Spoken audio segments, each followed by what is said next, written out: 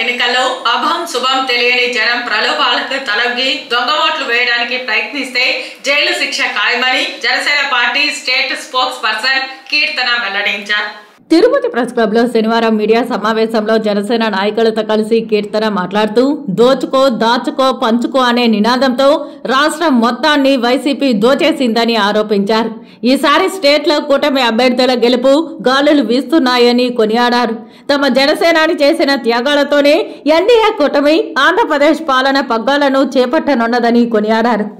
గడప గడపకెళ్తున్నా అదే తిరుగుబాటు, మీరే మా నమ్మకం అన్న అదే తిరుగుబాటు, స్టిక్కర్లు అంటించిన అదే తిరుగుబాటు, కనీసం నియోజకవర్గంలో ఎమ్మెల్యేలు ప్రచారానికి కూడా పోలేని దుస్థితిలో ఈరోజు వైసీపీ ప్రభుత్వం ఎదుర్కొంటోంది. ఆ అభ్యర్థులు ఎదుర్కొంటున్నారు. దగ్గర 70 మందికి పైగా అభ్యర్థులని షిఫ్ట్ రూపంలో మార్చేశాడు ఆయన ఓటమి భయంతో.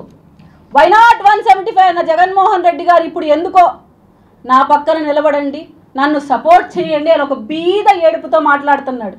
నిజంగా మండదా అంటున్న జగన్మోహన్ రెడ్డి గారిని చూసి ప్రజలు కడుపు మండి మాట్లాడుతున్నారు. ఈరోజు జాబ్ క్యాలెండర్ ఎక్కడ జగన్మోహన్ రెడ్డి గారు, ప్రత్యేక హోదా ఎక్కడ జగన్మోహన్ రెడ్డి గారు, పోలవరం ఎక్కడ జగన్మోహన్ రెడ్డి గారు, ఉచిత కరెంట్ అన్నారు ఎక్కడ, రైతు భరోసా అన్నారు ఎక్కడ, రైతులకు కరెంటు ఫ్రీగా ఇస్తానన్నారు ఎక్కడ, కౌలు రైతులను ఆదుకుంటారన్నారు ఎక్కడ, మద్యపాన నిషేధం చేస్తానన్నారు ఎక్కడ, అసలు ప్రజా సమస్యల మీద మీరు బయటకు వచ్చి మాట్లాడింది ఎప్పుడు? పవన్ కళ్యాణ్ గారి జీవితంలోని వ్యక్తిగత అంశాలు మాట్లాడడం కోసం పబ్లిక్ మీటింగ్ని వాడుకుంటున్నారు.